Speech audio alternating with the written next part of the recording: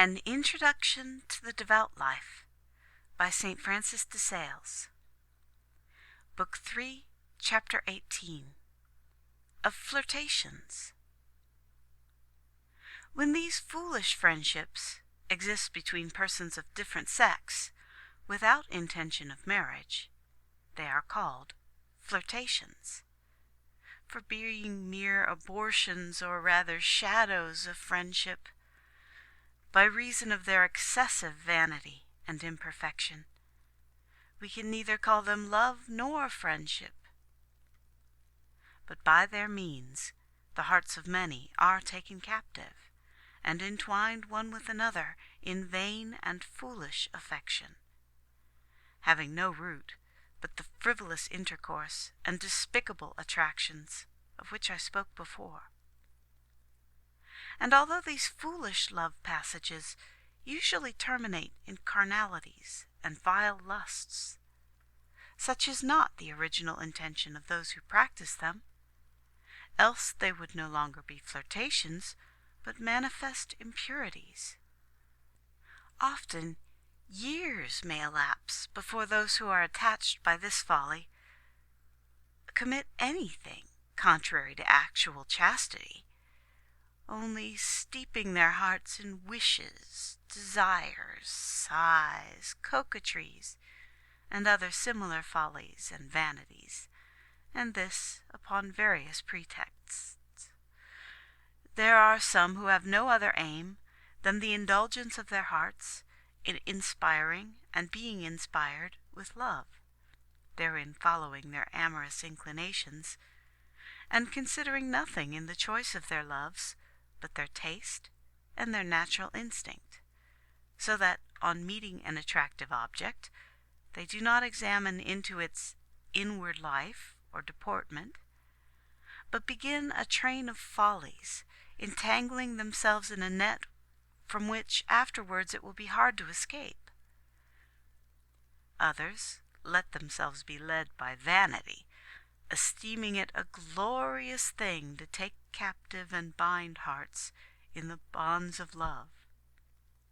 And these make their choice through vainglory, preparing their snares and laying their nets in spacious, elevated, rare, and illustrious quarters. Others are led by their amorous inclinations and their vanity all at once, for although their hearts be naturally inclined to love, they still seek to turn it to the advantage of their vainglory. All such friendships are bad, foolish, and vain, tending to sin. Bad, because they distract the heart and its affections from God and from those to whom love is due. Foolish, because they have neither reason nor foundation. Vain, because neither profit, honor, nor satisfaction ensues. On the contrary, empty flirtations waste time, tarnish honor, and give no satisfaction but that of an eager search and hope after they know not what. For it is an universal rule with these contemptible weak minds that there is always some undefined wish which can neither be defined nor relieved, but is forever oppressing their hearts with defiance, jealousy, and uneasiness. St. Gregory Nazianzen, writing against vain women, speaks admirably on this subject, and he addresses women, but his words apply equally to men. Your natural beauty suffices your husband, but if it is bestowed on several men, as a net spread out to catch many birds, what will become of it? You will be pleased with him who is pleased with your beauty. You will return glance for glance, look for look. Then will ensue smiles and light words of love, stealthily indulged at first, but soon you will grow bolder and go on to open liberties. Beware, O my tongue, of saying what will follow. Thus much, however, I will say. whatever young men or women do amid these vain indulgences will be dangerous. The chain of trifles hangs together, one link involving another, as iron is drawn by the magnet, leading many after it. Oh, how wisely does this great bishop speak! What are you seeking to do? To inspire love? Well, but it is impossible to impart without likewise receiving it. The player is trapped in his own game. The herb aproxis, they say, receives and conceives fire directly that it approaches to it, and it is the same with our hearts. Directly that they behold a soul inflamed with love for them, they burn for it. I will go some way, you say, but not far.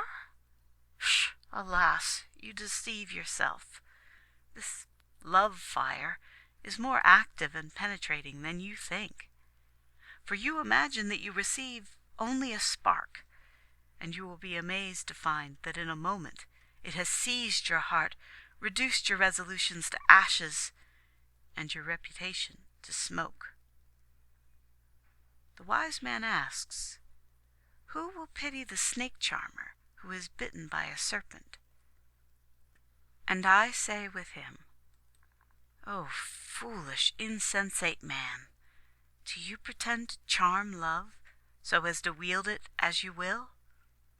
You would play with it, but it will turn and bite you cruelly, and everyone will mock you who sought to charm it, and with a false courage attempted to take a viper into your breast, which has spoiled and lost both your honor and your soul. Oh, how great an error to stake the treasure of your soul on so frivolous a game! Truly, God demands man only for his soul only for his will, the will only for his love. Alas, we have not nearly as much love at our command as we require. I mean that we need infinitely more worthily to love God. And yet, wretched as we are, we squander love on vain frivolities as though we had enough and to spare.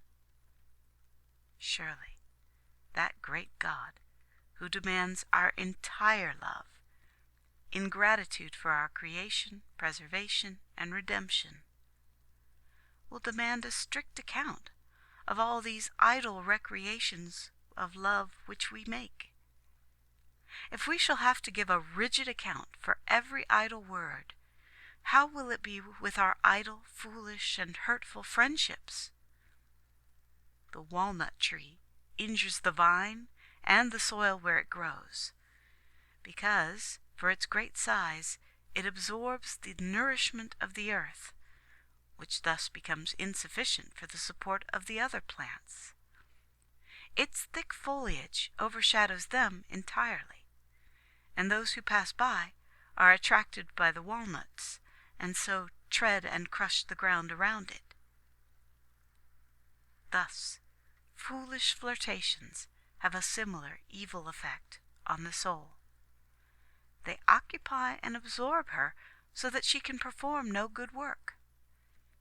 And the leaves, that is, the idle amusements, conversations, and triflings, engross all the soul's leisure. And finally, they invite many temptations, distractions, suspicions, and other evil consequences, trampling down and spoiling her heart. In short, these flirtations not only banish heavenly love, but even the fear of God. They enervate the mind, enfeeble the reputation, and although apparently the evil is but trifling, it is a very plague spot in the heart. End of chapter 18.